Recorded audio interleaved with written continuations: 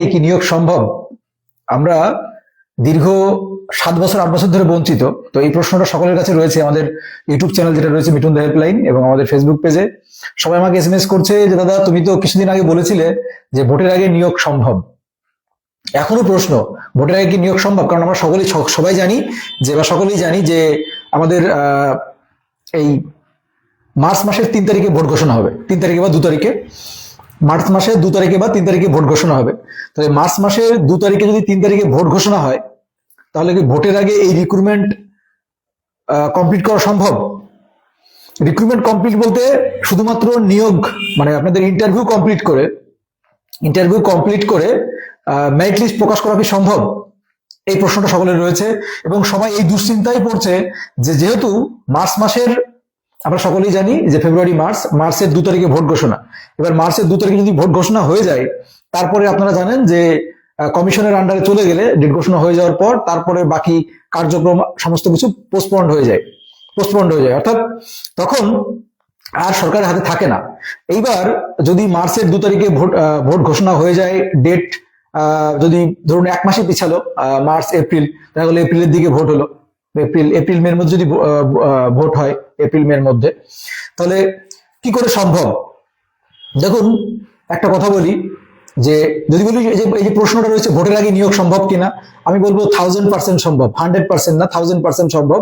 কারণ আমরা একটা কথা বলছি, দেখুন আমাদের মাননীয় মুখ্যমন্ত্রী কতটা উদার, তিনি ভোটের আগে সমস্ত বেকারদের চিন্তা করে এক সপ্তাহের মধ্যে ভাতা প্রকল্প চালু করে, আর দ্বিতীয় সপ্তাহের মধ্যে সেই ভাতা প্রকল্পের ইমপ্লিমেন্ট করার জন্য সমস্ত রকম জরুরি ভিত্তিতে বৈঠক করে ম্যান পাওয়ার কাজে লাগিয়ে দিয়ে তাদের কিন্তু ভাতার ব্যবস্থা করে দিচ্ছে। অর্থাৎ আমরা যে বেকার বঞ্চিত রয়েছি, আমাদের ভাতার ব্যবস্থা করে দিচ্ছে। এবার প্রশ্ন হচ্ছে, তাহলে এই রিক্রুটমেন্ট যেগুলো বছরের পর বছর ঝুলে আছে, যেগুলো অলরেডি প্রসেসিং কমপ্লিটের দিকে, তাহলে সেগুলো কেন কমপ্লিট করছে না? সেগুলো কি কমপ্লিট করা সম্ভব নয়? 100% সম্ভব। সেটা সরকারের সদিচ্ছার উপর ডিপেন্ড করবে। আবারও বলছি, 100%, 200%, 1000% সম্ভব ভোটের আগে রিক্রুটমেন্ট কমপ্লিট করার, কিন্তু সেটা সম্পূর্ণ ডিপেন্ড করছে সরকারের সদিচ্ছার উপর। ধরে নিন যদি ভোটের আগে রিক্রুটমেন্ট, সেটা পুলিশ রিক্রুটমেন্ট হোক, পিএসসি রিক্রুটমেন্ট হোক, আপনাদের প্রাইমারি টিচার রিক্রুটমেন্ট হোক, বা অন্যান্য যত রিক্রুটমেন্ট আছে, সেই রিক্রুটমেন্ট গুলো কিন্তু এরকম আমাদের এই যে ভাতা প্রকল্প যেরকম চটজলদি দ্রুততার সঙ্গে ঘোষণা করার সঙ্গে সঙ্গেই ম্যান পাওয়ার লাগিয়ে দিয়ে শুরু করে দিয়েছে সবাই, অর্থাৎ এই আপনাদের মার্চ এপ্রিল থেকেই পাওয়া শুরু করে দেবে। তাহলে আমাদের বছরের পর বছর ঝুলে থাকা বিভিন্ন রিক্রুটমেন্ট গুলো, সেগুলো কমপ্লিট করা সম্ভব। কারণ সেগুলো তো 50% বা 70% কাজ কমপ্লিট হয়ে রয়েছে, তাই না? শুধুমাত্র দেখুন প্রাইমারি টিচার রিক্রুটমেন্টের কথা যদি বলি, তাহলে প্রাইমারি টিচার রিক্রুটমেন্টে আপনার 90% কাজ কমপ্লিট হয়ে রয়েছে। প্রাইমারি টিচার রিক্রুটমেন্টে 90%, শুধুমাত্র ইন্টারভিউ নেওয়া কমপ্লিট হলেই প্যানেল প্রকাশ করতে পারে, তাই না? শুধুমাত্র ইন্টারভিউ নেওয়া হলেই প্যানেল প্রকাশ করতে পারে। তাহলে ইন্টারভিউ চলছে, কিন্তু ইন্টারভিউ যে গতিতে চলছে, যেভাবে চলছে, তাতে আমরা জানি যে প্রায় 60,000-এর কাছাকাছি ফর্ম ফিল আপ হয়েছে। তাহলে প্রতিদিন যদি কন্টিনিউয়াসলি ডাকানো হয়, প্রতিদিন যদি 2-3 হাজার করে ডাকানো হয়, তাহলে কিন্তু শেষ করা সম্ভব নয়। আবারও বলছি, প্রতিদিন যদি 2-3 হাজার করে ডাকানো হয়, তাহলে কিন্তু এই ইন্টারভিউ শেষ করা সম্ভব নয়। এবার আবারও বলছি, সরকারের সদিচ্ছার উপর ডিপেন্ড করছে। সরকার যদি সেভাবে ম্যান পাওয়ার বাড়িয়ে, সেভাবে টেবিল সংখ্যা বাড়িয়ে করে, তাহলে কিন্তু অবশ্যই ভোটের আগে প্যানেল প্রকাশ করা সম্ভব, ভোটের আগে ইন্টারভিউ কমপ্লিট করা সম্ভব। এবং আমরা তোমাদের বিভিন্ন পত্রপত্রিকাও দেখেছি, সেটা নিউজ 18 বাংলা থেকে শুরু করে, কর্মসংস্থান পত্রিকা থেকে শুরু করে সমস্ত জায়গায় দেখেছি, যেখানে বলা হয়েছে যে ফেব্রুয়ারি মাসের মধ্যে ইন্টারভিউ প্রসেসিং কমপ্লিট করবে। কিন্তু আমরা কিন্তু সেই লক্ষণ দেখতে পাচ্ছি না, যে ফেব্রুয়ারি মাসের মধ্যে নিয়োগ প্রক্রিয়া শেষ করবে। সেখানে নিয়োগ প্রক্রিয়ার কথা বলা হয়েছে, আমরা ইন্টারভিউ প্রসেসিং কমপ্লিট হবে কিনা সেই সন্দেহ প্রকাশ করছি। হয়তো ইন্টারভিউ প্রসেসিং ভোটের আগে কমপ্লিট করতে পারবে কিনা সেটাও সন্দেহ রয়েছে। কিন্তু এরকম করে শেষ মুহূর্তে কি হবে? দেখুন, আবার বলছি, সরকারের যদি সদিচ্ছা থাকে তাহলে অবশ্যই সম্ভব। বোঝা গেল? আচ্ছা, কল্পিতা বলছো প্রাইমারি ইন্টারভিউ কি ভোটের আগে কমপ্লিট হবে? না, কমপ্লিট হওয়ার মতো কোনো লক্ষণ আর নেই। কমপ্লিট হওয়ার মতো কোনো লক্ষণ আর নেই। কি বলছো সুজন সান্ত্রা বলছো ফোর্থ ফেজ কি আজ আসবে? ফোর্থ ফেজ আসতে পারে, আবার বলছি ফোর্থ ফেজ আমাদের আসতে পারে দ্রুত, সেটা আমরা গতকালও বলেছি। তবে শুধু এটুকুই বলছি যে ভোটের আগে নিয়োগ প্রক্রিয়া কমপ্লিট করার মতো সদিচ্ছা সরকারের আমরা দেখতে পাচ্ছি না। ভোটের আগে নিয়োগ প্রক্রিয়া যে শেষ করবে, সেই সদিচ্ছা সরকারের নেই। যদি থাকতো, তাহলে এতদিনে হয়তো 50% ইন্টারভিউ কমপ্লিট হয়ে যেত। কারণ এই ইন্টারভিউ আরো কমাস ধরে চালাবে, আরো কতদিন ধরে চালাবে, তার কিন্তু কোনো আমরা পজিটিভ কিছু পাচ্ছি না, সমস্ত কিছু নেগেটিভ। কারণ এই প্যানেল যখন ইন্টারভিউ কমপ্লিট হবে তখন অনেক আইনি বাধা আসবে, আপনারা ভালো করে জানেন, অনেক আইনি বাধা আসবে, প্রচুর আইনি বাধা আসবে। যেমন অলরেডি এনওএস রা কোর্টে গিয়ে রয়েছে, ইন সার্ভিসদের বিষয়টা কোর্টে রয়েছে। তো এর প্যানেল আসা যে কোন জন্মে আসবে তার কিন্তু ঠিক নেই, কিন্তু যদি এরা দ্রুত যদি ইন্টারভিউটা কমপ্লিট করতো তাহলে কিন্তু কিছু একটা সম্ভাবনা হতো, কিন্তু এরা সেই লক্ষণে যাচ্ছে না। এরা কিন্তু দেখবেন শেষকালে এরকম করে করে করে শেষ মুহূর্তে গিয়ে ওই মুখের কাছে নিয়ে গিয়ে বলবে যে এখন আমরা পারছি না, এখন ভোট ঘোষণা হয়ে গেছে, হ্যাঁ আমরা ভোট পার হলে পরেই 3 মাসের মধ্যে 2 মাসের মধ্যে নিয়োগ কমপ্লিট করবো, এরকম কোনো প্রতিশ্রুতি দেবে ভোট আসলে দেখবেন মিলিয়ে নেবেন। ভোট আসলে পরেই, ভোট যখন ডেট ঘোষণা হয়ে যাবে তখন বলবে যে আমাদের আপাতত যেহেতু আমরা প্রোটোকলের আন্ডারে চলে এসেছি, এখন তো আর আমাদের হাতে নেই, আমরা ক্ষমতায় এসেই 1 মাসের মধ্যে 2 মাসের মধ্যে নিয়োগ করবো, এরকম প্রতিশ্রুতি দেবে। মানে প্রতিশ্রুতি কেমন বলুন তো, আমরা যেরকম প্রতিশ্রুতি পেয়েছিলাম ডবল চাকরি হবে, ডবল শিক্ষক হবে, আমাদের 1 লক্ষ শিক্ষক, আমাদের 1 লক্ষ শিক্ষক শূন্যপদ রয়েছে, আমরা ললিপপ পেয়েছি 13,000, তাই না? তো এরকম করেই আপনারা কিন্তু পাবেন, এরকম প্রতিশ্রুতি আমরা পাবো। তাই জন্য আবারও বলছি, আমাদের রিক্রুটমেন্ট কোনোভাবেই কমপ্লিট হচ্ছে না, কোনোভাবেই রিক্রুটমেন্ট কমপ্লিট হচ্ছে না, আমরা দেখতে পাচ্ছি না। একমাত্র ভাতা প্রকল্পটাই কমপ্লিট করবে, কারণ পার পিছু মানে 1 ভোট 1 ভাতা, তাছাড়া রিক্রুটমেন্ট কমপ্লিট হওয়ার মতো আমি কোন রকম কোনো লক্ষণ দেখতে পাচ্ছি না। ইম্পসিবল, বুঝতে পারলে? Impossible, impossible, impossible. ভোটের আগে কোনোভাবেই সম্ভব নয়, কোনোভাবেই সম্ভব নয়। ভোটের আগে রিক্রুটমেন্ট কমপ্লিট হওয়া কোনোভাবেই সম্ভব নয়। আর দেবাঞ্জন কিছু বলতে চাও? ভোটের আগে রিক্রুটমেন্ট কমপ্লিট হওয়া সম্ভব? গতকালে যা নিউজ দেখলাম সেই নিউজ অনুযায়ী তো অসম্ভব, সম্ভব নয়। তো গতকাল যে ভোটের যে কি বলে ডেট ঘোষণার যে নোটিশ এসেছে তাতে মনে হচ্ছে না যে কি বলে ভোটের আগে তো কোনোভাবে সম্ভব না। যে কটা ফেজ কমপ্লিট করতে পারে ওরা করে দেবে, কিন্তু কমপ্লিট কোনোভাবেই করবে না। কারণ এই ইসের পর আপনার এই ইন্টারভিউ এর পরেই শেষ কথা নয় যে ইন্টারভিউ হয়ে গেল আপনাদের প্যানেল প্রকাশ করে দিল, তা কিন্তু নয়। কারণ ইন্টারভিউ এর পর আপনার কি রয়েছে, এরপরে অনেক আইন জটিলতা রয়েছে। অলরেডি এনওএস টা কোর্টে রয়েছে, ইন সার্ভিস বিষয়টা কোর্টে রয়েছে, আরো শুনছি 22-24 যারা রয়েছে তাদের নিয়ে কোর্টে যাওয়া, অনেক গল্প রয়েছে, বিভিন্ন কিছু রয়েছে। তো এই জন্য যারা চিন্তা করে এতদিন ধরে চিন্তা করছিলাম যে ভোটের আগে হয়তো এটা সম্ভব, কিন্তু কোনোভাবেই সম্ভব না, কোনোভাবেই এই রিক্রুটমেন্ট ভোটের আগে করাবে না। যদি করানোর ইচ্ছা থাকতো, সদিচ্ছা থাকতো সরকারের, তাহলে এতদিনে 50% থেকে 60% ইন্টারভিউ কমপ্লিট হয়ে যেত।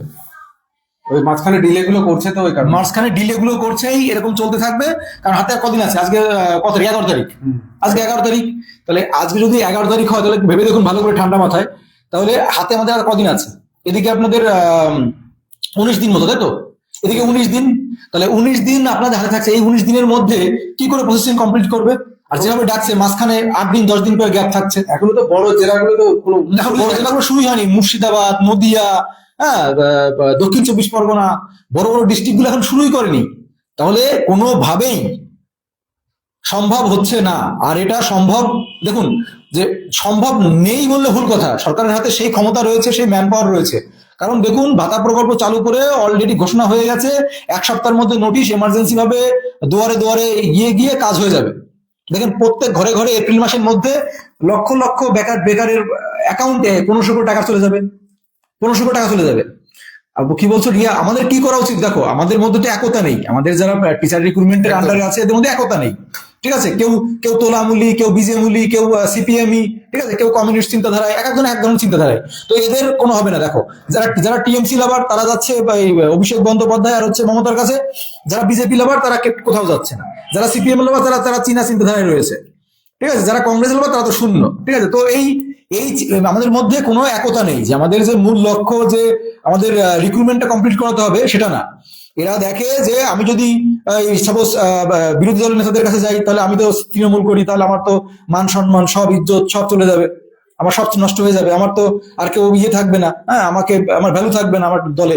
তো এই এখন সবাই দল করছে, দল নিয়ে পড়ে আছে। এই যতদিন দল চলবে ততদিন রিক্রুটমেন্ট হবে না। আর তোমরা ভাতার জন্য সবাই অ্যাপ্লাই করছো তো? কে অ্যাপ্লাই করছে একটু বলো। হ্যাঁ, সবাই ভাতার জন্য অ্যাপ্লাইটা করে দিও, কারণ ভাতা, হ্যাঁ এটা বাস্তব কথা, ভাতার জন্য অ্যাপ্লাইটা করে দিও। কারণ ভাতা দেখবে এই গভর্নমেন্ট আসলে, গভর্নমেন্ট তোমার খুব দ্রুতই কি ঘোষণা করতে চলেছে আমি তোমাদের একটা আভাস, মানে আগাম আভাস দিয়ে দিচ্ছি, ভালো করে মাথায় রাখো। দেখবে এই ভাতা প্রকল্প কয়েক সপ্তাহ চালু হয়ে যাচ্ছে।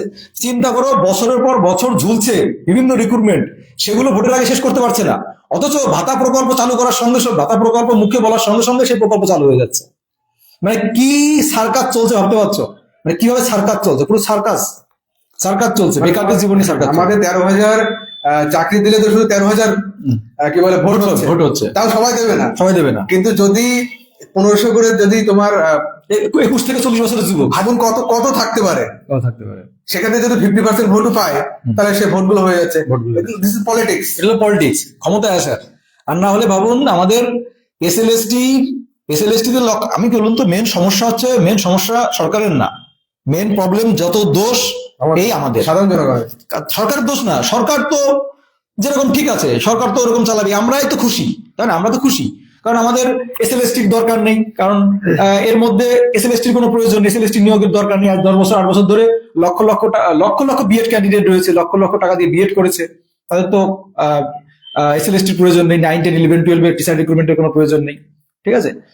তারপর তোমাদের পিএসসি দেখো, মিসলেনিয়াস, আর ও তো কুম্ভকর্ণ, মানে পিএসসি রিক্রুটমেন্ট। আর তোমাদের একটা ভালো একটা গুড নিউজ দিই, তোমরা হয়তো ভালো করেই জানো যে বর্তমান পিএসসি যারা মেম্বার হয়েছে তার মধ্যে একজন আমাদের সিরিয়ালের অভিনেতা এসেছেন, তিনি মেম্বার অফ ইয়েতে লিস্টে। এটা খুব ভালো খবর, ঠিক আছে? তো এর থেকে ভালো কিছু আর বলা যায় না। তো শুধু এটুকুই বললাম, এই যে আমি যেটা বলছিলাম যে ভোটের আগে নিয়োগ সম্ভব কিনা, আবারও বলছি, আজকে আমাদের মাননীয় মুখ্যমন্ত্রী ঘোষণা দিক যে এই যে ভাতা প্রকল্পে যেরকম ঘোষণা দিয়েছে, ভাতা প্রকল্পে তো ঘোষণা দিয়েছে যে আমরা 1 সপ্তাহের মধ্যে, সময় নেই আমাদের হাতে, আমাদের দ্রুত এটা করতে হবে, ওটা করতে হবে, 1 সপ্তাহের মধ্যে এটা করতে হবে, কমপ্লিট করতে হবে, এপ্রিল মাসের মধ্যেই পাবে।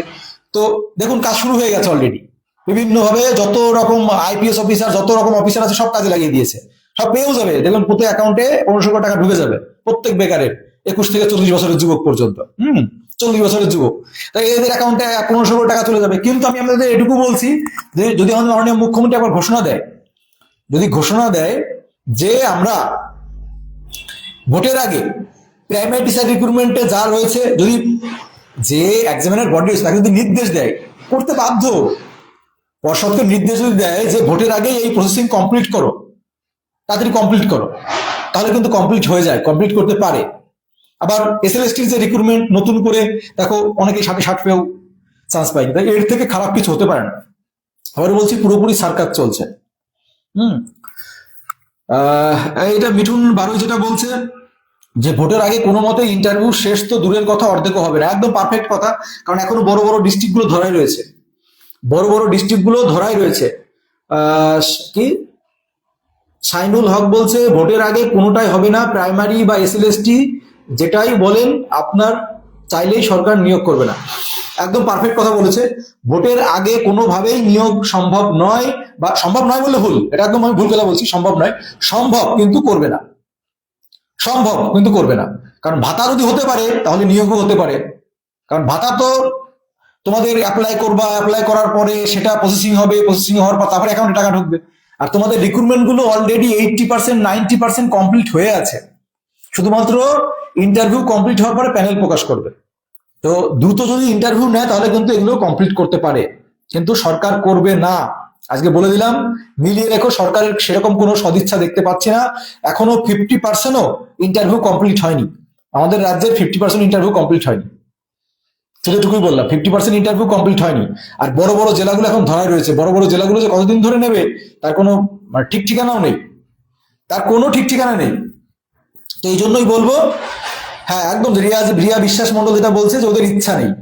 এই যে একটা কথা বলে, ইচ্ছা থাকলে উপায় হয়, ওদের ইচ্ছা আছে ভাতায়। কারণ দেখো আমাদের পশ্চিমবঙ্গে এই যে বলেছে 21 বছর থেকে যারা মাধ্যমিক পাস করেছে বা উচ্চ মাধ্যমিক পাস করেছে, তারা যদি 1500 করে টাকা অ্যাকাউন্টে পায়, তারা কি করবে? মেন লক্ষ্যটা কি? মেন লক্ষ্য হলো 26-এর বিধানসভা নির্বাচনে যে কোনো মূল্যে ক্ষমতায় আসতে হবে। মেন লক্ষ্য হচ্ছে এটা, 26-এর বিধানসভা নির্বাচনে বাই হুক আর বাই ক্রুক আমাদের ক্ষমতায় আসতেই হবে। আর ক্ষমতায় আসতে গেলে এই যে 13,000 নিয়োগ করলে কি এরা তো এমনি ভোট দেবে না, ভোট দেবে না, কথার কথা বলছি।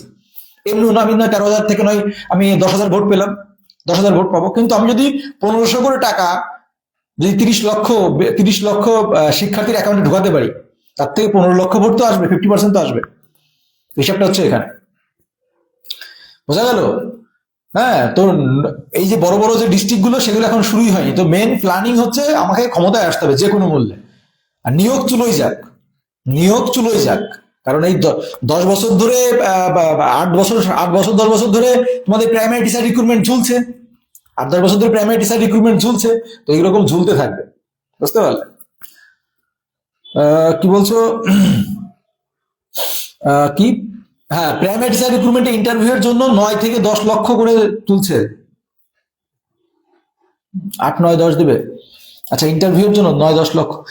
দেখো, এই বিষয়টা আমার কাছে একটু গল্প এসেছে, তুমি যেটা বললে, এই যে তুমি যেটা বললে উজ্জ্বল সরকার, এরকম আমার কাছে একটা গল্প আমি শুনছি। তবে কোনো কিছুই তো শোনা কথায় কান দিতে নেই বা শোনা কথা বিশ্বাস করতে নেই, কিন্তু অনেক গল্পই হচ্ছে, অনেক গল্পই চলছে। তবে শুধু এটুকুই বলবো, সোমনাথ মাহাতো বলছে কি নেক্সট ডেট, নেট লেগেছে, নেক্সট ডেট কবে আসবে? নেক্সট ডেটের কথা ভুলে যাও, এটাই কমপ্লিট হলো না, নেক্সট ডেটের গল্প ভুলে যাও। বুঝতে পারলে? এটাই কমপ্লিট হলো না আর তুমি নেক্সট ডেটের কথা বলছো। নেক্সট ডেটের গল্প ভুলে যাও পুরোপুরি। নেক্সট ডেটের কোনো গল্পই হবে না, শুধু এটুকুই বললাম, নেক্সট ডেটের কোনো গল্প হবে না। এটা মূল বিষয়। টেটের গল্প ভুলে যাও পুরোপুরি, টেটের গল্প পুরোপুরি ভুলে যাও, হবে না, অসম্ভব। সত্যি খুব খারাপ অবস্থা, একটা বাজে অবস্থায় রয়েছি, বাজে অবস্থার মধ্যে মানে রয়েছি। এই নিয়োগ কোনোভাবেই সরকার কমপ্লিট করবে না, কোনোভাবেই কমপ্লিট করবে না। সরকারের সেই সদিচ্ছা আমরা দেখতে পাচ্ছি না। আর আবারও বলছি, দেখো, আমাদের এই যে একটা স্লোগান আমরা চালিয়েছিলাম বেশ কিছুদিন আগে, আমাদের ইউটিউব চ্যানেল যেটা রয়েছে Mithun the helpline, no recruitment no vote. দেখো, আমি আমাদের বলছি, আমি কিন্তু কোনো দলের বিরোধী না। তোমরা বলবে যে হয়তো আমি তোলামূলের বা তৃণমূলের বিরোধী, তোমরা সেটা হয়তো বলতে পারো যে আমি হয়তো তৃণমূলের বিরোধী। মোটেই আমি তৃণমূলের বিরোধী না, এটা তোমাদের সম্পূর্ণ ভুল ধারণা। যারা বিশেষ করে মুসলিম সম্প্রদায়ের, আমি স্পষ্ট হয়ে বলি, ক্লিয়ার বলি, যারা মুসলিম সম্প্রদায়ের আছে তারা মনে করে আমি তৃণমূল বিরোধী। এটা সম্পূর্ণ ভুল ধারণা। মুসলিম সম্প্রদায়ের ভাই বন্ধুরা যারা আছে তারা ভাবে আমি তৃণমূল বিরোধী। আমি একদমই তৃণমূল বিরোধী না। আমি কোনো সরকারের বিরুদ্ধে না, না আমি বিজেপি সরকারের বিরুদ্ধে, না আমি তৃণমূল সরকারের বিরুদ্ধে। এটা সম্পূর্ণ ভুল ধারণা, ঠিক আছে? বিশেষ করে মুসলিম সম্প্রদায়ের বিশেষ কিছু শিক্ষার্থীরা যারা আছে বা শিক্ষার্থী বন্ধুরা যারা আছে বা যারা আছে তারা ভাবে আমি তৃণমূলের বিরোধী। আমি তৃণমূলের বিরোধী নয়। তৃণমূলের কেন, আমি কোনো দলের বিরোধী না, কোনো দল বিরোধী না। কিন্তু আমি হচ্ছে এই যে সরকারি ক্ষমতায় থাক, সেই সরকার যদি রিক্রুটমেন্ট না করিয়ে বেকার বঞ্চিতদের এভাবে করে ঝুলিয়ে রাখে, তাহলে আমি তার বিরোধী, সেটা যেই হোক না কেন। ঠিক আছে? এটা হচ্ছে মূল বিষয়, ভালো করে মাথায় ঢোকাও। আর কিছু আছে কমিউনিস্ট চিন্তাধারা, থাকো ইন্ডিয়ায়, থাকো বাংলাতে, অথচ চিন্তাধারা কমিউনিস্টের। হ্যাঁ, কমিউনিস্ট, এগুলো মাথা থেকে বার করো, তাহলে দেশের জন্য মঙ্গল, দশের জন্য মঙ্গল, তোমার নিজের জন্য মঙ্গল। বুঝতে পারলে? দাদা, নদিয়া কবে হতে পারে? নদিয়ার গল্প এই 4th ফেজে আশা করি আসবে না। নদিয়ার গল্প 4th ফেজে আসছে না। কি বলছো? পাক্কা খবর দাদা, 9-9-10 করে তুলছে। দেখো, তুলতে পারে। আমার কাছেও একজন ফোন করে বলেছিল, দাদা এরকম ফোন করে বলছে। হতেই পারে, না হওয়ার কিছুই নেই, কারণ আমাদের পশ্চিমবঙ্গে এভরিথিং ইজ পসিবল, কারণ এতদিন ধরে এটাই হয়ে আসছে। শিক্ষা নিয়োগ মানে দুর্নীতি, এটা আমরা দেখে আসছি এতদিন ধরে। নিয়োগ মানে দুর্নীতি। তো আবারও বলছি, তোমাদের যাদের ভ্রান্ত ধারণা রয়েছে এখনো, আমরা বিভিন্ন পোস্ট দেখে তোমাদের মনে হয় আমি টিএমসি বিরোধী, এটা সম্পূর্ণ ভুল ধারণা তোমাদের। আর আমার কোনো পোস্ট দেখে তোমাদের মনে হতে পারে আমি বিজেপি বিরোধী। আমি কোনো দলেরই বিরোধী না, আমি কোনো দলেরই পক্ষে না। যেটা ন্যায়, যেটা ন্যায্য, সেটা সবসময় বলি। তাতে কারুর খাটে, কারুর আনন্দ লাগে, এটা হচ্ছে মূল বিষয়। বুঝতে পারলে? তো এখন এই যে মনে করো যে সরকার রিক্রুটমেন্ট করছে না, সরকার জঘন্য, সরকার আমাদের শেষ করে দিচ্ছে, বঞ্চিত বেকারদের জীবন শেষ করছে, এগুলো বললে তো তাহলে টিএমসি বিরোধী হয়ে যাবো। এগুলো বলে তো টিএমসি বিরোধী হয়ে যাবো, তাই না? এই যে 10 বছর ধরে নিয়োগ বন্ধ, এগুলো বললে কার বিরোধী হবো? টিএমসি বিরোধী হবো। হ্যাঁ, 10 বছর ধরে এসএলএসটি বন্ধ করে রেখেছে, 10 বছর ধরে 7 বছর ধরে প্রাইমারি টিচার রিক্রুটমেন্ট বন্ধ, এগুলো আমি বলতে গেলে টিএমসি বিরোধী হয়ে যাবো। লজ্জা করে না এগুলো? লজ্জা করা উচিত এগুলো যারা বলে যে আমি নাকি টিএমসি বিরোধী। আমি তো তোমার আমার হকের কথা বলছি, তোমার সাপোর্ট না করে তুমি আমার উল্টে বিরোধিতা করছো। লজ্জা করা উচিত যারা আমার বিরোধিতা করছে। আর কোনো কিছু বললে পরে দলের ট্যাগ লাগিয়ে দাও যে ওকে অমুক দলে লাগিয়ে দিই, তাহলে মিটে গেল। আমি যখন টিএমসির বিরুদ্ধে কথা বলবো, যখন আমি তোমাদের ন্যায্য দাবি তুলবো, তখন তুমি বলে দেবা যে ও হচ্ছে বিজেপির লোক। আবার বিজেপির বিরুদ্ধে কথা বললে হলো টিএমসির লোক। তো তোমাদের এই নোংরা মানসিকতা থেকে বেরিয়ে এসে আগে নিজের চিন্তা করো। নোংরা মানসিকতা থেকে বেরিয়ে আসো। তোমাদের জঘন্য কিছু মানুষের নোংরা মানসিকতায় রয়েছে, যে কোনো কিছু বললেই দলের মধ্যে ঢুকিয়ে দিই। কি বলছো দাদা? কুচবিহার দেখো, আমি তোমাদের বলি, পুরুলিয়া, কুচবিহার, এই তোমাদের 4th ফেজে আসতে পারে। 4th ফেজ আমাদের হয়তো আজকালের মধ্যে আমরা পেতে পারি। শুধু এটুকুই বলছি, রিক্রুটমেন্ট কিন্তু কমপ্লিট হচ্ছে না, সরকারের সেই সদিচ্ছা নেই। আর আমি আজকে কিছু প্রসঙ্গ যখন উঠলোই তখন একটু উত্তর দিয়ে দিই। এই আমি কোনো পোস্ট করলে পরেই কোনো দলে ফেলে দাও আমাকে, তারা সবচেয়ে জঘন্য, সবচেয়ে নোংরা।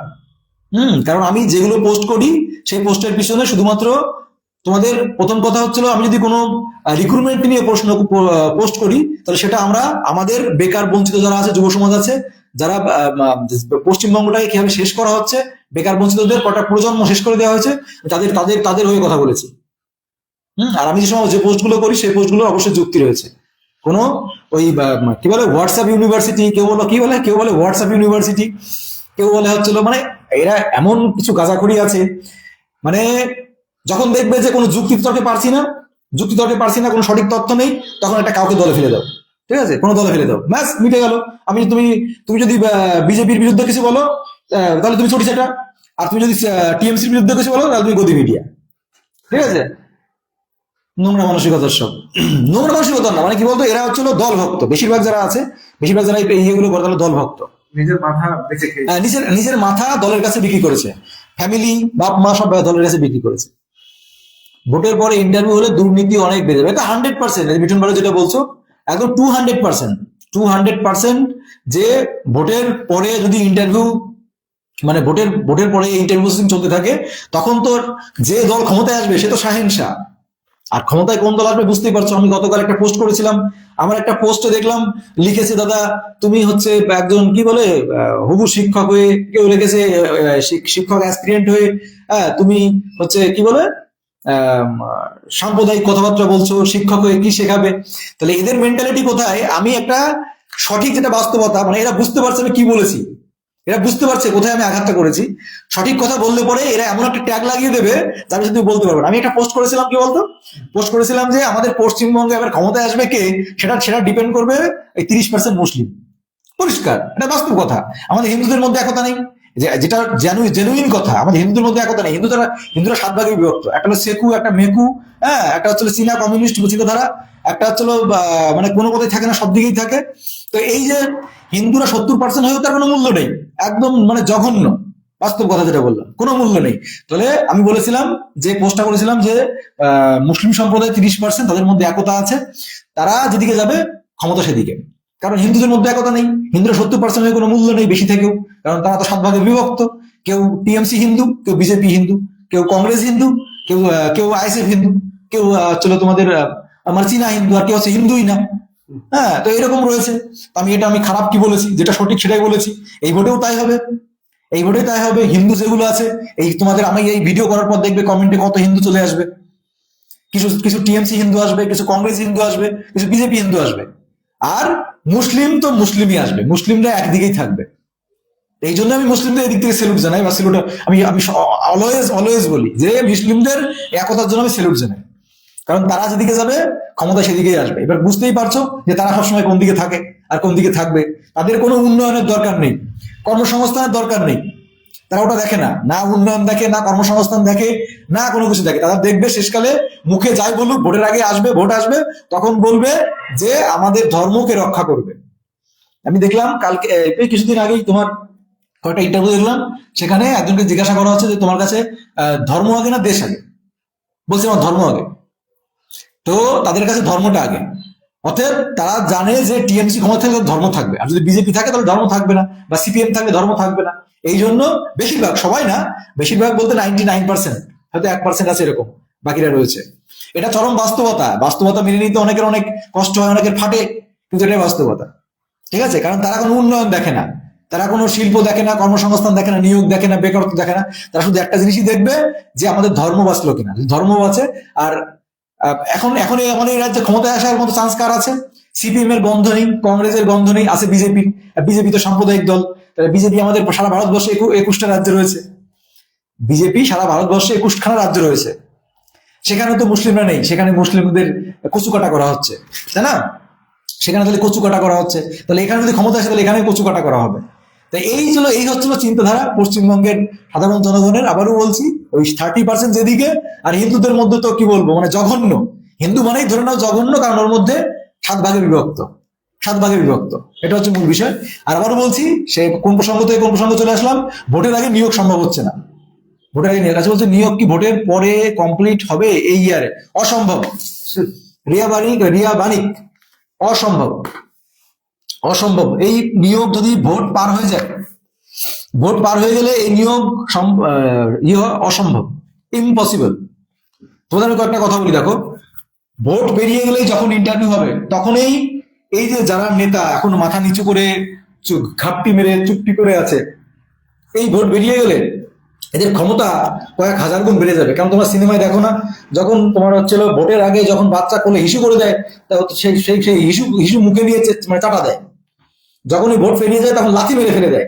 তো এই ভোট যতদিন না আমাদের শেষ হচ্ছে ততদিন তোমাদের আদর রয়েছে, তোমাদের কথা হয়তো শুনবে, তোমাদের সঙ্গে বৈঠক করবে, হ্যাঁ। আর ভোট পেরিয়ে গেলে তোমাদের বললাম তো 2 পয়সারও মূল্য নেই। তোমরা যে গণতান্ত্রিক রাজ্য, গণতান্ত্রিক দেশ, হ্যাঁ, জনগণ ভোট দিয়ে ক্ষমতায় নিয়ে এসছে, তোমাদের 2 পয়সারও মূল্য থাকবে না। আর এই নিয়োগ, এই ভোট পার হয়ে গেলে পরে এই বছরে তো হবে না, এটা পরিষ্কার জলের মতো। এই নিয়োগ ভোটের আগে শেষ না হলে এই জন্মে শেষ হবে না, এইটুকু বলে রাখলাম। কেন বলছি তার পিছনে আমি তোমাদের একদম যুক্তি সহকারে ব্যাখ্যা দিয়ে দিচ্ছি। দেখো এই নিয়োগ যদি, এরপরে আমি তোমাদের কথা সিম্পলি একদম পয়েন্ট দিয়ে বুঝিয়ে দিচ্ছি, একদম সিম্পল একটা পয়েন্ট বুঝিয়ে দিচ্ছি। মনে করো তোমাদের ভোটের আগে মনে করো খুব জোর মনে করো 50% ইন্টারভিউ কমপ্লিট হলো, 50% ইন্টারভিউ কমপ্লিট হলো। এবার 50% ইন্টারভিউ কমপ্লিট হওয়ার পর 50% ইন্টারভিউ কমপ্লিট হওয়ার পর ভোটে ঢুকে গেল। এবার ভোট হয়ে যাওয়ার পর ভোট ধরো মোটামুটি সব মিলিয়ে গড়ে ধরো 1 মাস, সব মিলিয়ে 1 মাস 2 মাস। এবার ভোটের রেজাল্ট হবে, যে দল ক্ষমতায় আসবে সে তৃণমূলই আসুক আর বিজেপি আসুক, দুটোই আসবে, বাকি তো কারো কোনো গল্প হবে না, আর তৃণমূল না বিজেপি। এবার যে দলই ক্ষমতায় আসুক, যদি মনে করো সাপোজ তৃণমূল ক্ষমতায় চলে আসে, তাহলে তৃণমূল ক্ষমতায় এসে কি করবে? তৃণমূল ক্ষমতায় এসে তখন একটা শীত ঘুম দেবে, একটা আনন্দ চলবে, একটা ক্ষমতায় এসছে সেই ব্যাপার, উৎসব চলবে। কারণ তখন প্রমাণ হয়ে যাবে যে আমরা যারা প্রতিবাদ করছি, আমরা যারা বেকার বঞ্চিত, আমরা যারা এতদিন ধরে আন্দোলন করেছি, তোমরা সবাই মূর্খ, তোমরা সবাই ভুল ছিলে, এটা প্রমাণ হয়ে যাবে। অর্থাৎ তখন দেখে নেবে সরকার যে আমি নিয়োগ না করিও, আমি যদি ক্ষমতায় চলে আসতে হবে তাহলে কেন নিয়োগ করবে? এখন আমি যদি নিয়োগ না করিও, যদি 8-10 বছর নিয়োগ না করিও যদি ক্ষমতা চলে আসতে পারি, সমস্ত রিক্রুটমেন্ট বন্ধ রেখে যদি ক্ষমতা চলে আসতে পারি, তাহলে আমার যখন বলছে তখন আমি নিয়োগ করাবো। এক, এবং বিভিন্ন কেস জড়িত হয়ে যাবে, যেমন তোমাদের ইন সার্ভিস, এনওএস, এগুলো তো রয়েছে, এগুলো চলবে। তবে তোমাদের আরো কেস রয়েছে, সেগুলো আমি নাম বলছি না, সেই সমস্ত কেস ঢুকবে এবং এগুলো অবিরাম চলতে থাকবে। ওই আপারের কথা মনে আছে, 2016 সাল আর 2025 সালে এসে নিয়োগ হচ্ছে, তাও অনেক যুদ্ধ, 3 বছর ধরে রাস্তায় পড়ে থেকে, তারপরে কোর্টের নির্দেশে, রাজ্যের ইচ্ছায় না, কোর্টের নির্দেশে। ঠিক তেমনি এই রিক্রুটমেন্টও ভোটের পরে চলে গেলে পরে এরকম অবিরাম ভাবে এরকম চলতে থাকবে, বিভিন্ন কিছু আসবে, বিভিন্ন বাধা আসবে, বিভিন্ন বিপত্তি আসবে, এটা চলতে থাকবে। এবং 2026, 27, 28, হয়তো 29, হয়তো সামনে 31-এর আবার লোকসভা নির্বাচনে গিয়ে এটা হয়তো মিটতে পারে। এটা হচ্ছে যদি টিএমসি ক্ষমতায় আসে। আর বিজেপি ক্ষমতায় আসলে কি হবে?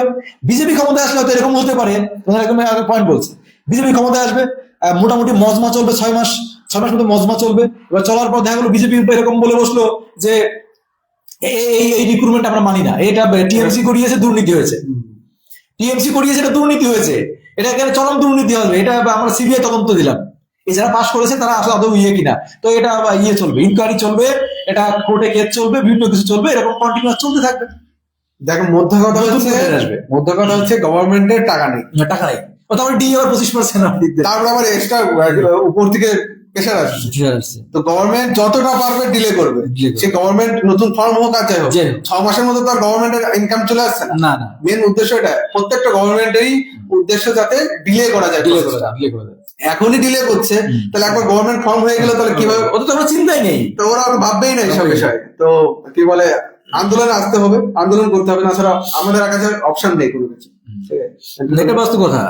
কি বলছো? আর কেস বলতে 21, 23 বা 22, 24 ডিএলএড, দেখো কেস অনেক কেসই আছে, আমি নাম বলছি না, অনেক কেস রয়েছে, তো সেগুলো চলবে। কিন্তু শুধু এটুকুই বলছি, ভোটের আগে যদি নিয়োগ শেষ না করে, যদি প্যানেল প্রকাশ না করে, তাহলে এই প্রাথমিক টিচার রিক্রুটমেন্টের স্বপ্ন ভুলে যাবে। শুধু এটুকুই বলে দিলাম, যদি ভোটের আগে এই রিক্রুটমেন্ট কমপ্লিট না করে, সে যে সরকারি ক্ষমতায় আসুক, টিএমসি আসলে তো এক চান্সে বলে দেবে যে আমি 10 বছর নিয়োগ করিনি, সমস্ত নিয়োগ বন্ধ রেখেছি, ক্ষমতা চলে এসেছি। কিসের নিয়োগ? নিয়োগ করলে কি হবে? নিয়োগ করে কি হবে? 10 বছর প্রাথমিক বিদ্যালয়ে শিক্ষক নেই, 10 বছর ধরে হাই স্কুলের শিক্ষক নেই, আপার শিক্ষক নেই, চলছে না। এই যে তোমাদের মাধ্যমিকের মাধ্যমিকের পরীক্ষার গার্ড দিচ্ছে তোমার আপার টিচাররা, আপার টিচাররা গার্ড দিচ্ছে মাধ্যমিকে, তাহলে এরকম ভাবেই চলবে, চুক্তি ভিত্তিক নিয়োগ হবে, প্যারা টিচার নিয়োগ হবে, প্যারা টিচার বলছি সিভিক ভলেন্টিয়ার টিচার নিয়োগ হবে। ওই দিদি বলেছিল সিভিক ভলেন্টিয়ার, সিভিক টিচার, এবার সিভিক টিচার নেবে আপাতত কাজ চালানোর জন্য। তো এগুলো কন্টিনিউয়াসলি চলতে থাকে, বুঝলে কি বললাম? তো এই হচ্ছে পরিস্থিতি, তাছাড়া কোনো পরিস্থিতি নেই, ভালো পরিস্থিতি আমরা দেখতে পাচ্ছি না। আর আবারও বলছি, যে সরকারি ক্ষমতায় আসুক, যদি টিএমসি আসে তাহলে তো দেখে তাদের কাছে চলন্ত প্রমাণ রয়েছে যে আমরা 10 বছর নিয়োগ না করে ক্ষমতা চলে আসলাম, তাহলে এদের কেমন এত সহজে নিয়োগ করাবো? চলছে চলুক, কেস চলছে চলুক, তাও যখন নিয়োগ করানো যায় করবে। কারণ দেখো, এখন তোমরা বলবে যে না না নিয়োগ করিয়ে দেবে, আরে ব্যাপারে নিয়োগ করালে তো সেই 22 সালে টেট পাস করেছে, আর 26 সাল, তাতে কবেই করিয়ে দিত। এত কম্পিটিশনে আসতো 22 টেট পাস যারা করে আছে, 23 টেট পাস যারা করে আছে, এত কম্পিটিশনে আসতো না, কারণ এদের সদিচ্ছাটাই নেই। এই জন্য ভোটের আগে নিয়োগ হবে সেই স্বপ্নটা ভুলে যাওয়া আজকের থেকে। আর যদি স্বপ্নটাকে বাস্তবায়ন করতে চাও, নিজেদের মধ্যে একতা নিয়ে আসো। ওই টিএমসি, হিন্দু, বিজেপি, হ্যাঁ ও বিজেপি আন্দোলনে গেলে পরে এই হয়ে যাবে, হ্যান হয়ে যাবে, ত্যান হয়ে যাবে, এগুলো ভুলে যদি সবাই একত্রিত হয়ে আন্দোলনে আসতে পারো, আন্দোলন করতে পারো, মোটামুটি 60,000 পাস করে আসো, মোটামুটি 30,000 পথে নামতে পারো, তাহলে পরে সম্ভব। তাহলে তো চলে আসবে।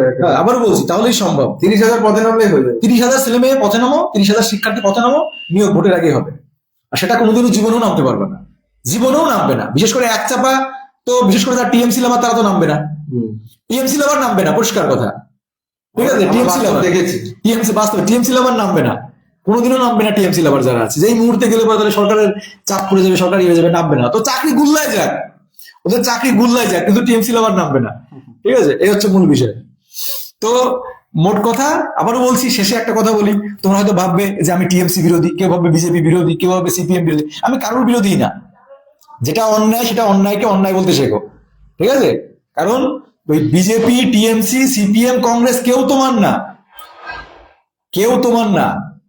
এই যে আমাদের গণতান্ত্রিক দেশ, গণতান্ত্রিক রাজ্য, জনগণই ক্ষমতায়, কিন্তু অ্যাকচুয়ালি বর্তমান আমাদের পশ্চিমবঙ্গ তথা ভারতে জনগণ ইয়ে করছে না।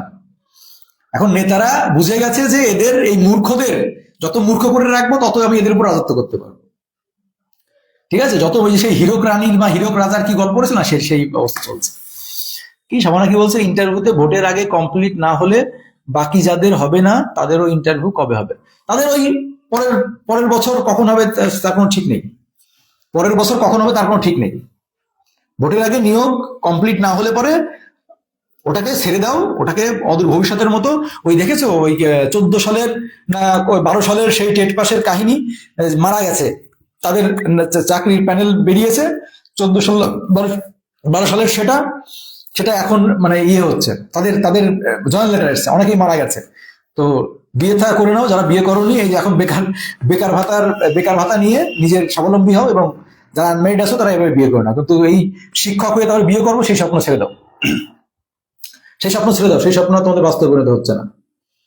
আর কি বলছো, ভোটের আগে নিয়োগ না হলে অনেক পরে হবে না, এটা তো সবাই বুঝতে পারছে। ভোটের আগে নিয়োগ না হলে পরে দুর্নীতি হবে, আর নিয়োগ অসম্ভব হয়ে যাবে। আর তোমরা ভাবো না নিয়োগটা হবে কিভাবে, হবে কি করে? যদি তোমাদের এপ্রিল মাসে ভোট হয়, একটা প্রসেস, একটা লেন্দি প্রসেস, সেটা হবেটা কবে? আর ভোট একবার যদি ডেট ঘোষণা হয়ে যায়, তার মধ্যে যে ভোট হওয়া পর্যন্ত একটা নির্দিষ্ট টাইম থাকে যেখানে কোনো কাজ হয় না, তাহলে ভোটটা কবে হবে, রিক্রুটমেন্ট কবে হবে? এটা তো সিম্পল বিষয়। অসম্ভব আবার বলছি, ভোটের আগে নিয়োগ অসম্ভব, ইম্পসিবল টাস্ক, মিশন ইম্পসিবল, সেটুকু মনে রাখো। কে বলছো দাদা মুর্শিদাবাদ কবে নাগাদ হবে? মুর্শিদাবাদের স্বপ্ন ভুলে যাও। মুর্শিদাবাদ, নদিয়া, বড় বড় ডিস্ট্রিক্ট, হ্যাঁ, উত্তর চব্বিশ পরগনা, দক্ষিণ চব্বিশ পরগনা, এগুলো সব ভোটের আগে হবে কিনা, যদি আমি আবার বলছি, সরকার যদি এখনো সময় আছে সরকারের হাতে, আবার বলছি এখনো সময় আছে সরকারের যে ভোটের আগে রিক্রুটমেন্ট কমপ্লিট করা। দেখো এই যে যেরকম নিচ্ছে, এরকম যদি কন্টিনিউয়াসলি একটা ফ্রেজ বার হতে না হতেই আর একটা ফ্রেজের ডেট ঘোষণা হয়ে যায়, যদি প্রতিদিন 2,000-3,000 করে ডাকে, হ্যাঁ, টেবিল সংখ্যা 30 থেকে 60 করে, তাহলেই কিন্তু সম্ভব, তাহলেই কিন্তু ভোটের আগে রিক্রুটমেন্ট প্রসেসিং কমপ্লিট করে দিতে পারে। কিন্তু সেই সদিচ্ছা আমরা দেখতে পাচ্ছি না, আবারও বলছি। শুধু এটুকুই বললাম, বাকিটা তোমরা বুঝে নাও। আর তোমরা যদি পারো বড় সবাই মিলেমিশে একটা বড় আন্দোলনে ডাক দাও। আর মেন কথা কি বলতো, মেন প্রবলেম তোমাদের যারা নেতা, তোমাদের যারা বিভিন্ন লিডাররা আছে, আমি লিডারের দোষ দিচ্ছি না, কারণ লিডাররা তো আন্দোলনে ডাক দেয়, সবাই আসে না। লিডাররা তো আন্দোলনে ডাক দেয়, আন্দোলনে কেউ আসে না। কিন্তু লিডারদের মধ্যেও ঐক্য নেই, মানে লিডারদের মধ্যে একটা দলীয় টান রয়েছে। যে সমস্ত লিডার, সেটা ঐক্য মঞ্চ হোক, বিএলএড অ্যাসোসিয়েশন হোক, যত যা আছে, আমি স্পষ্ট কথা বলতে ভালোবাসি, সবার মধ্যে একটা দলীয় টান রয়েছে। আর দলীয় টান থাকার জন্য হবে না। কারণ তোমরা শুধু ওই দলের পিছু পাশাচাট বাতালে হবে না, সমস্ত দলের কাছে যেতে হবে। আমরা শুধু মানে এদের কি বলতো, সরকারের পাচাতো কেন? এখন সামনে ভোট, এখন বিরোধীরা একটা কথা বলে তার কত মূল্য? সরকারের তো 10 বছর ধরে পা চাটলে, সরকার তো 10 বছর ধরে আজকে তেল মারলে কি হলো? কিছু হয়েছে? বিরোধীদের পাওয়ারটা কাজে লাগাতে হবে। বিরোধী পাওয়ারটা কাজে লাগাতে হবে। এখন যে মেন বিরোধী দল আছে তার কাছে জীবনও যাবে না, তাহলে কেন যাবো? কারণ নিশ্চয় দলীয় টান রয়েছে, এটা পরিষ্কার দলের মতো। তুমি কেন বিরোধী দলের কাছে যাচ্ছ না? সে যে আমি বিরোধী দল বলতে যে কোনো দল, এখন মেন অপোনেন্ট হচ্ছে বিজেপি, সিপিএম, কংগ্রেস, এদের কাছে কেন যাচ্ছ না? এদের প্রত্যেকটা দলের নেতার কাছে যাও। তোমরা তো মেন সেই শুরু থেকে লিড করো, এখন বলবো যে তাহলে তুমি লিড করো। কিন্তু আমি লিড করলে কি করে হবে? তোমরা শুরু থেকে লিড করছো, এখন আমি লিড করলে সবাই আসবে? সবাই আসবে না, সবাই আসবে না। শুরু থেকে যে লিড করছে তাকেই লিড করতে হবে এবং প্রত্যেকটা দলের কাছে যেতে হবে। এটাই শেষ সুযোগ। যদি কোনো লিডার, যদি কোনো নেতা আমার ভিডিওটা দেখে থাকে, যারা ডিএলএড ঐক্য মঞ্চ, ডিএলএড অ্যাসোসিয়েশন হোক, বা যারা টেট পাশের ক্যান্ডিডেট আছে, তো দলটাকে, দলের টান ভালোবাসা ছেড়ে দিয়ে সমস্ত দলের কাছে যেতে হবে। শুধু আমরা আজকে অভিষেকের কাছে ডিপুটেশন করলাম, আমরা মমতার কাছে গেলাম, মমতা বন্দ্যোপাধ্যায়ের কাছে গেলাম, অন্য কোনো দলের কাছে গেলাম না, তাহলে কি করে হবে? কারণ সেই দল তো 10 বছর ধরে তোমাদের হাতে ভিকার খেলা ধরিয়ে দিয়েছে। তাহলে বাকি দলগুলোর কাছে যাও, বাকি যে সিপিএম, বিজেপি, কংগ্রেস, এদের প্রত্যেক দলের কাছে, নেতার কাছে যাও তোমরা। তা তো যাবে না, কেন যাবে না? কারণ নিশ্চয় দলীয় টান রয়েছে, তাহলে বলতেই হয়, বলতে হচ্ছে তোমার দলীয় টান রয়েছে। দলীয় টান না হলে তুমি কেন যাচ্ছ না? তাহলে এখন তোমাদের ভোট, এটাই শেষ সুযোগ। তোমাদের প্রত্যেকটা দলের কাছে, নেতার কাছে যেতে হবে। তোমাদের শুভেন্দুদের কাছে যেতে হবে, ওই আইএসএফ এর নওশাদ সিদ্দিকীর কাছে যেতে হবে, আবার সুজন চক্রবর্তীর কাছে যেতে হবে, আবার এই যে আমাদের বর্তমান নতুন দল হয়েছে হুমায়ুন কবিরের কাছে যেতে হবে। তো এই সমস্ত নেতারা যদি মিডিয়াতে এসে নিজের প্রচারে, নিজের ইস্তাহারে যদি এই বিষয়গুলো তুলে ধরে যে আমরা ক্ষমতায় আসলে 50,000 শিক্ষক নিয়োগ করাবো, আমরা ক্ষমতায় আসলে পরেই এসএলএসটিতে 50,000 নিয়োগ করাবো, আমরা এই কথাগুলো যদি তারা বলে, তাহলে সরকারের উপর কি প্রেশার পাবে ভাবতে পারছো? কিন্তু এগুলো কেউ করছো না, তোমরা যারা লিড করছো, তোমরা এগুলো করো, তোমার প্রত্যেকটা দলের কাছে যাও, কিন্তু তোমরা কি শুধুমাত্র ওই যে একটা জায়গায় গিয়ে, আজ 10 বছর ধরে সেটা কোনো কাজ হয়েছে? কিচ্ছু হয়নি। তাহলে নতুন যে সমস্ত জায়গাগুলো রয়েছে, আমাদের সমস্ত পথ অবলম্বন করতে হবে। আমাদের তো মেন উদ্দেশ্য আমাদের রিক্রুটমেন্টটা কমপ্লিট করা। হ্যাঁ, আমাদের কিন্তু কোনো দলের উদ্দেশ্য না। এই আমি দেখেছি, মানে এদের শুধু দলীয় টান। আরে বাবা, দল পরে করবি, দল তোর যাকে মন চায় তাকে ভোট দে, যাকে মন চায় তাকে ভোট দে। তুই বিজেপি ভক্ত, বিজেপি কে ভোট দে। তুই টিএমসি লাভার, টিএমসি কে ভোট দে। সিপিএম লাভার, সিপিএম কে ভোট দে। তুই কংগ্রেস লাভার, কংগ্রেস কে ভোট দে। আইএসএফ লাভার, আইএসএফ কে ভোট দে। Doesn't matter. কিন্তু ভোটের আগে নিজের চাকরি সুনিশ্চিততা করতে হবে। তার জন্য কি করতে হবে? তার জন্য আমাদের এখন যে পদগুলো আছে, এই ভোটের আগে যদি এই রিক্রুটমেন্ট কমপ্লিট না করানো যায়, তাহলে সব শেষ। শুধু এটুকু বলে রাখলাম।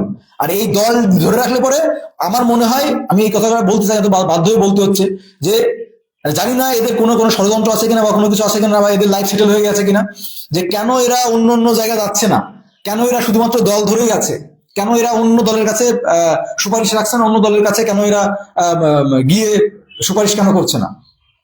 এই প্রশ্নটা সবাই করবেন। এই প্রশ্ন সবাই করবেন যে কেন অন্য দলের কাছে কেন যাচ্ছে না? এখন আমি কথা বললে বলবে তুমি যাও। আমি গেলে তো হবে না রে বাবা। আমি কি লিড করছি প্রথম থেকে? লিড তোমার প্রথম থেকে করছো। তোমাদের আমরা জাস্ট পথটা দেখিয়ে দিলাম, ইনস্ট্রাকশনটা দিয়ে দিলাম, এবার করো। ভোটের আগেই এই নিয়োগ শেষ করতে হলে একটাই মাত্র পথ আছে এখন, বৃহত্তর 30,000 40,000 ছেলে মেয়ে একসঙ্গে মাঠে নামা, অথবা সমস্ত দলের নেতাদের কাছে গিয়ে কঠিনভাবে তাদের অনুরোধ করা এবং বারবার অনুরোধ করা যে আপনাদের যে ইস্তাহার প্রকাশ করবেন, সেখানে যেন অবশ্যই এই প্রাথমিক টিচার রিক্রুটমেন্ট, এসএলএসটি, পিএসসি যত রিক্রুটমেন্ট আছে, এদের বড় বড় নিয়োগ, বড় বড় ঘোষণা, মানে 50,000 মিনিমাম আমাদের যে দাবি ছিল, যে আপনারা মিডিয়া এসে বলুন, আপনার মিডিয়ার সামনে এসে বলুন, সমস্ত বিরোধী দলের কাছে বলুন যে আমরা ক্ষমতায় আসলে পরে 50,000 বা 1 লক্ষ শিক্ষক নিয়োগ করবো। রয়েছে তো নিয়োগ, শূন্যপদ রয়েছে তো। বিহারের মতো রাজ্য যদি লক্ষ লক্ষ নিয়োগ করতে পারে, তাহলে আমাদের রাজ্য কেন পারবে না? এটা মনে বললাম, বলতে গেলে পরে তুমি দল বিরোধী হয়ে যাবে, কিন্তু আমি কোনো দলের বিরোধী না। আর সে কলাইরা বোঝে না, কিছু আছে, সবাই না, কিছু আছে। বুঝতে পারলে? কি অনির্বাণ কি বলছে দাদা? আগের বার অর্থাৎ 22 সালের নিয়োগে ইন্টারভিউ চলছিল 6 মাস ধরে। এবার ক্যান্ডিডেট বেশি সময়, তার তো লাগবেই। তবে কি প্রসেস যখন শুরু হয়েছে শেষ তো হবেই, কিন্তু আমাদের নেতারা শূন্যপদ বাড়াতে চেষ্টা করছে না। এটা শূন্যপদের কয়জন নিয়োগ পাবে? আচ্ছা, কয়জন নিয়োগ পাবে? নেতারা তো নিজেদের চাকরি পাকা করে ফেলেছে। সেটা তো আমরা বুঝতে পারি। আমরা একেবারে বোকা না, আমরা কিছুটা হলেও বুঝি যে শুধুমাত্র কেন একই দলের পিছনে গিয়ে ডেপুটেশন দেওয়া, একই দলের কাছে যাওয়া, অন্য দলের কাছে না যাওয়া, কেন? এই প্রশ্নগুলো তো আমাদের মনে আসছে।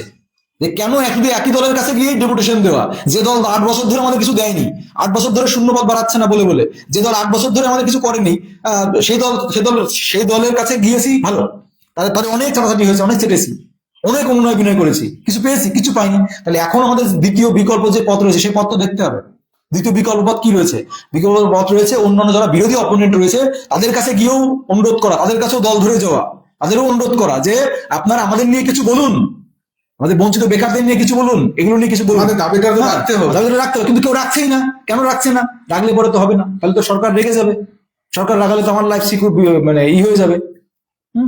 কথাগুলো ভেবে দেখো, এই কি বলছে দেখারি বাবারই আসে কথার মধ্যে যুক্ত জানা না, কথাগুলো বুঝে ভালো করে। এবং তোমরা যারা বিভিন্ন জায়গায় বিভিন্ন নেতাদের ভিডিও দেখো, তাদের কাছে একটাই বলো, দাদা তোমরা কেন অপোনেন্ট দলের কাছে যাচ্ছ না কেন? প্রশ্নটা কি? এই 7 বছর 8 বছর ধরে আমরা দেখো টিএমসি যে দলের নেতারা রয়েছে তাদের রেসপেক্টের সঙ্গে বলছি, তাদের তো আমরা অনুনয় বিনয় ডেপুটেশন তেল দেওয়া এমন কোনো জায়গা নেই যা কিছু করা হয়নি।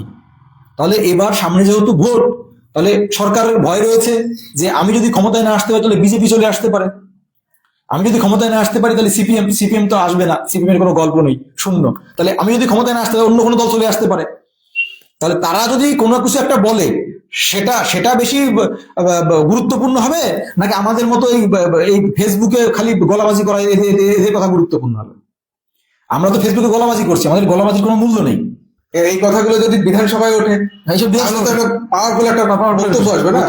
তো সেটার জন্য আমাদের বিরোধী দলের কাছে যেতে হবে, তাদেরকে বলতে হবে, তারা আমাদের কথাগুলো বিধানসভায় তুলবে, তাহলে তো সেটা কাজ হবে। এই ভিডিওটা করার পর কিছু মানে যারা টিএমসি লাভার তারা বলবে যে বিজেপির পক্ষে কথা, আরে বিজেপির পক্ষে কথা বলছি না, তুই ভোট টিএমসি কেই দে, তুই ভোট টিএমসি কেই দে, কিন্তু আগে নিজের নিয়োগটাকে সিকিউর কর, নিজের ভবিষ্যৎটাকে সিকিউর কর।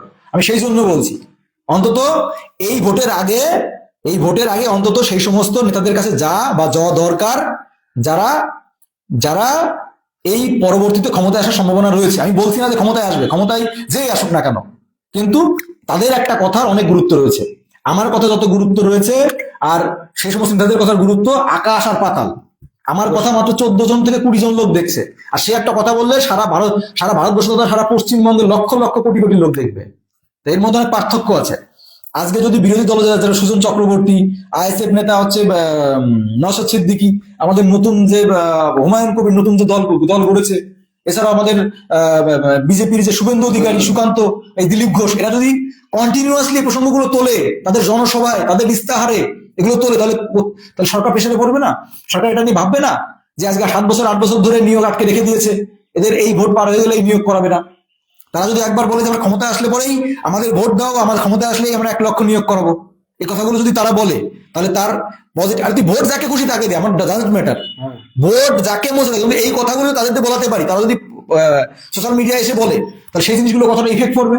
আমার কথা তোমার কথা কেউ কাজ করাও নেবে না, আমার কথা তোমার কথা কেউ কাজ করাও কানে নেবে না, কিন্তু তারা যদি একটা কথা বলে সেই সমস্ত নেতারা প্রত্যেকটা মুহূর্তে, তাহলে সরকারের কানে জল যাবে এবং সরকার বাধ্য হবে তখন তোমাদের বিরুদ্ধে ব্যবস্থা নিতে।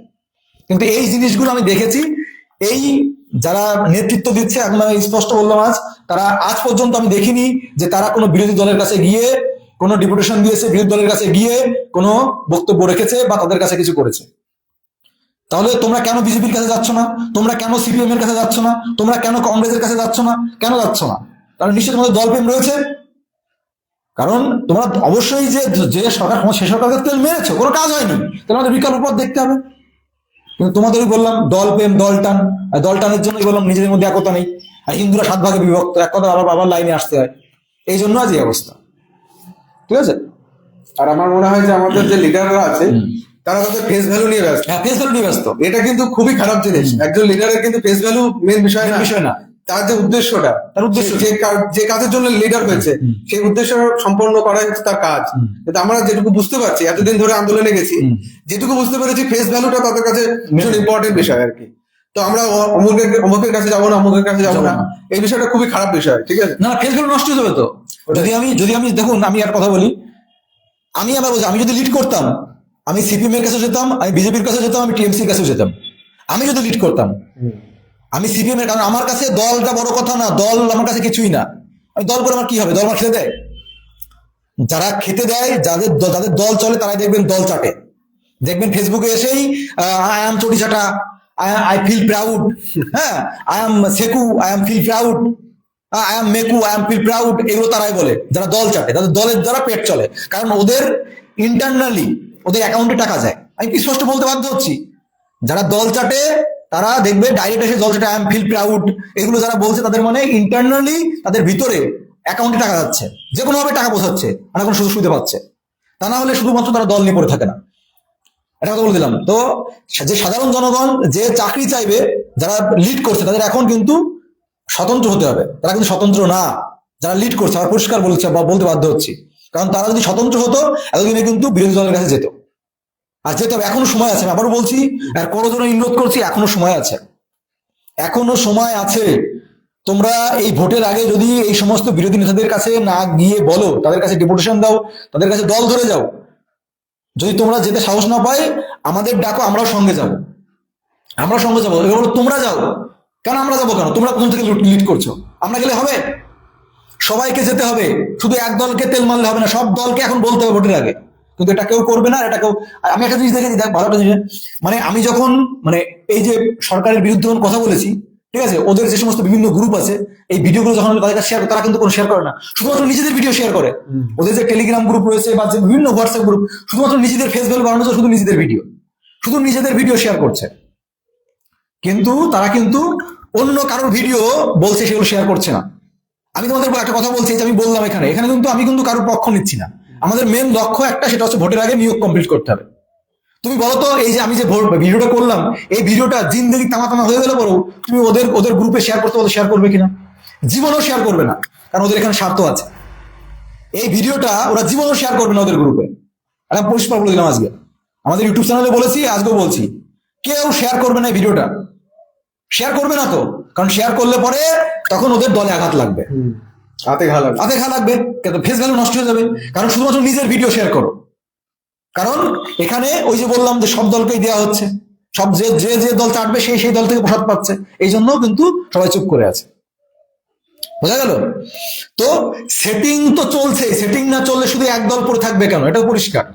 তুমি অন্য দলের কাছে কেন যাচ্ছ না? আবারও বললাম, যদি আমি প্রথম থেকে লিড করতাম, আমি সিপিএম এর নেতা সুজন চক্রবর্তীর কাছে যেতাম, আমি আইএসএফ এর নেতা আসাদ তোমার কি বলে সিদ্দিকুল কি নাম, নওশাদ সিদ্দিকের কাছে যেতাম, আবার তোমাদের হুমায়ুন কবির কাছে যেতাম, আবার শুভেন্দু অধিকারী, সুকান্ত মজুমদারের কাছে যেতাম, দিলীপের কাছেও যেতাম, ঠিক আছে, তো দিলীপ ঘোষের কাছেও যেতাম।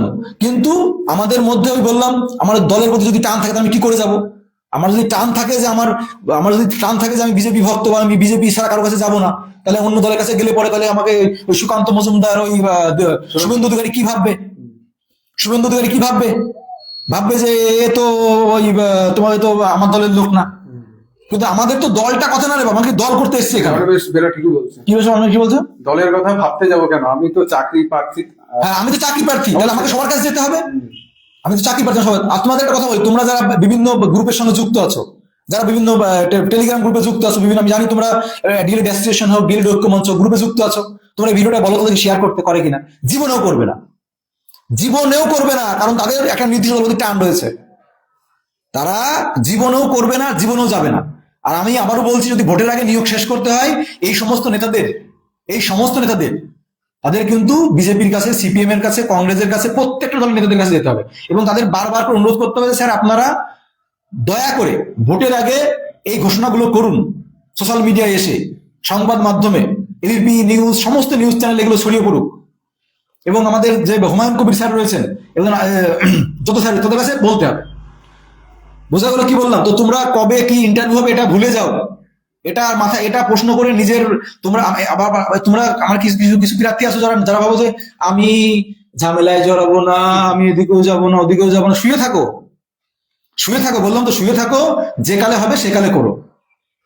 বুঝলাম কি বললাম? শুয়ে থাকো, ঘুমিয়ে থাকো, যে কালে হবে না আমি আন্দোলনে যাব না, আন্দোলনে গেলে পুলিশ ধরে নিয়ে যাবে, হ্যাঁ আমি ওকে বলবো না, ও খারাপ ভাববে, আমাকে টিএমসি বিরোধী ভাববে, আমাকে বিজেপি বিরোধী ভাববে, আমাকে সিপিএম বিরোধী ভাববে।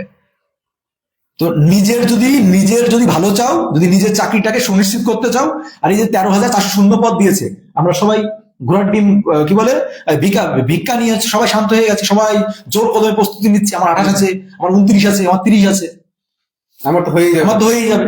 ফর্ম ফিল আপ করেছে 58,000 59,000। আমরা সবাই ব্যস্ত আছি, দাদা ইন সার্ভিস কি বাদ যাবে, দাদা এনওএস কি বাদ যাবে, দাদা এরা কি বাদ যাবে, সব বাদ দেওয়ার চিন্তা। আরে বাবা সে প্রার্থী না, সে যোগ্য না, তাকে বাখারি বাদ দেওয়ার ধান্দা। কেন আমরা এটা চিন্তা করছি না যে সমাজে সবাই চাকরি পাই, সবাই যাতে সবার চাকরি সুনিশ্চিত হয়, আমরা কেন বাদ দেওয়ার চিন্তা করবো? আমাদের স্বার্থপরতা থেকে বেরোতে হবে। স্বার্থবাদ বেরোতে হবে। সবাই সবাই নিজের নিজের স্বার্থ স্বার্থ চিন্তা করি শুধু, যে ওকে বাদ দিতে হবে, একে বাদ দিতে হবে, হ্যাঁ ও অবৈধ, আরে ও টেট পাস করেছে, অযোগ্য। অবশ্যই। তাহলে আমাদের সবার চাকরি যাতে সুনিশ্চিত, শূন্য পদ তো রয়েছে, এমন তো না যে আমাদের পশ্চিমবঙ্গে শূন্য পদ নেই, আমরা ইয়ে করছি। তো দেখো, শুধু আবারও বলছি, আমি এগুলো শুধু ইউটিউবেই বলি, ফেসবুকে বলি না। তো তোমাদের আবারও বলছি, এই ভিডিওটাকে বলো, যারা যারা লিডাররা রয়েছে, যে ভিডিওটাকে শেয়ার করতে তাদের গ্রুপে, যদি করে তাহলে আমার কাছে এসে বলো, হ্যাঁ দেখো ওরা শেয়ার করেছে, শেয়ার করলেও শেয়ার করে নিয়ে পরেক্ষণ ডিলিট করে দেবে। শেয়ার করতে বলো, বললাম ভিডিওটাকে শেয়ার করতে বলো, এই ভিডিওটাকে শেয়ার করতে বলো। তাদের কাছে অনুরোধ করো যে তোমরা কেন এই প্রশ্নটা করো, যে কেন সিপিএম এর কাছে, কেন বিজেপির কাছে, কেন কংগ্রেসের কাছে যাচ্ছ না, কেন তাদের ডিপুটেশন দিচ্ছ না, শুধু এক দলের কাছে গিয়ে কেন কেন চাষাটি করছো? 8 বছর ধরে এটা কি পেয়েছো? কোনো ফল হয়েছে? 50,000 শূন্য পদ পেয়েছি আমরা। তাহলে এখন আমাদের সুবর্ণ সুযোগ, সামনে ভোট, একমাত্র ভোটেই সরকার নত হয়, ভোট আসলেই সরকার নত হয় না। তোমরা দেখেছিলে কিনা আমি জানি না, যেদিন নোটিফিকেশন এসেছিল তার আগের দিন কিন্তু নওশাদ সিদ্দিকী গেছিল, তারপরের দিনই কিন্তু নোটিফিকেশন চলে এসেছে। বুঝতে পারছেন তো বিরোধীদের একটা পাওয়ার? না, চিন্তা করে একটা ব্যাপার, নওশাদ সিদ্দিকী, আমি স্যালুট জানাই, নওশাদ সিদ্দিকী স্যার যেভাবে আমাদের পাশে দাঁড়িয়েছে, এরকম কোন ধরনের দাঁড়ায়নি। কিন্তু আরে বাবারে, সেই আমার তো কাউকে দেখো, মায়ের কাছে দুধ না চাইলে দুধ দেয় না, একদমই তাই। তো আমাকে তো গিয়ে বলতে হবে তাদের কাছে, তার কাছে গিয়েছে, তো প্রত্যেকটা দলের কাছে তো যেতে হবে। কিন্তু যাচ্ছে না কেন? যারা লিডার তারা যাচ্ছে না কেন? কেন বিজেপির কাছে যাচ্ছে না? প্রশ্নের উত্তর দাও। এই প্রশ্নগুলো করো সরাসরি ফোন করে, সরাসরি নেতাদের কাছে ফোন করে বলো, তোমরা কেন বিজেপির কাছে যাচ্ছ না, কেন সিপিএম এর কাছে যাচ্ছ না, কেন কংগ্রেসের কাছে যাচ্ছ না, কেন বলছো না? তো ভোটের আগে তাদের ইস্তারা এগুলো প্রকাশ করুক, এগুলো সোশ্যাল মিডিয়ায় এসে বলুক, এগুলো সমস্ত নিউজ চ্যানেলে বলুক। কারণ তাদের সামনে এবিপি আনন্দ, নিউজ 18 বাংলা সবসময় মুখ ধরে রাখে। আর আমরা কথা বলতে গেলে এবারে আমাদের কিসের মূল্য আছে? আমাদের কোনো মূল্য আছে? কোনো মূল্য নেই, আমাদের কথা কেউ শুনবেও না। তাদের কাছে মাইক নিয়ে সবসময় তারা একটা কথা বলবে, সেই কথাটা লক্ষ লক্ষ লোক দেখবে, এবং সবার আগে মমতা বন্দ্যোপাধ্যায় দেখবে, সবার আগে অভিষেক বন্দ্যোপাধ্যায় দেখবে।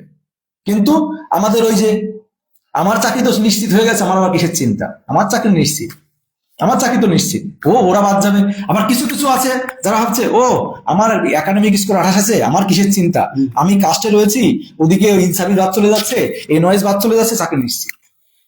তো এরকম করতে থাকলে পরে ওই বললাম, অবিনশ্বর কাল ধরে ঝুলবে, ঠিক আছে, নিয়োগটা ঝুলবে, তখন বুঝবে। হ্যাঁ, আর যাদের চাকরি সুনিশ্চিত হোক, তারা আজ হোক কাল হোক পেয়ে যাবে, আর তাদের অন্যভাবেও কাজ হয়ে যাচ্ছে। শুধু এটুকুই বললাম। আর সবাইকে আমি শেষবার আর আমি কিছু বলছি না, শুধু এটুকুই বলছি, ভিডিওটাকে শেয়ার করতে বলবো, এই ভিডিওটাকে সবার কাছে শেয়ার করতে বলবা, বিশেষ করে ওই সমস্ত গ্রুপে, দেখো তো শেয়ার করে কিনা, ওই সমস্ত গ্রুপে শেয়ার করতে বলো। তোমরা ভিডিওটাকে পাঠিয়ে বলো এই ভিডিওটাকে শেয়ার করো, তোমাদের যে সমস্ত গ্রুপ রয়েছে সমস্ত গ্রুপে শেয়ার করো। আর তোমরা তোমরা হচ্ছে বিভিন্ন যে বিরোধী দল নেতা আছে, বা যত দল নেতা আছে সমস্ত দল নেতার কাছে যাও, সমস্ত দলের কাছে যাও, গিয়ে ডেপুটেশন দাও। আর যদি না পারো তাহলে আমাদের নিয়ে চলো, আমরাও যাবো সঙ্গে, বলো কবে যাবে, কখন যাবে, আমি যাবো বলুন তো, আমি আমার বন্ধু যাবো, বলো কখন যাবে, কিভাবে যাবে, আমি যাবো। যে দলের কাছে যাবে, আমি মমতা বন্দ্যোপাধ্যায়ের কাছে যাবো, ওই শুভেন্দু অধিকারের কাছে যাবো। আবার আমার লক্ষ্য কি? আমার লক্ষ্য কিন্তু দল চাটো না, ছোট চাটো না। আমার লক্ষ্য তোমার কি বলে, বিজেপি দালালি করা না, বা টিএমসি দালালি, সিপিএম এর দালালি করা না। আমার লক্ষ্য আমার পশ্চিমবঙ্গের বেকার যারা বঞ্চিত রয়েছে তাদের চাকরি সুনিশ্চিত করা। আমাদের বেকারত্বের যারা আগে মেটানো, নিজের বাবা মায়ের স্বপ্ন পূরণ করার দায়িত্ব আগে, এটা হচ্ছে মূল কথা। তো তার জন্য আমাকে যেখানে যেতে আমি সেখানে যাবো, নাকি আমি একটা দল নিয়ে করে থাকবো।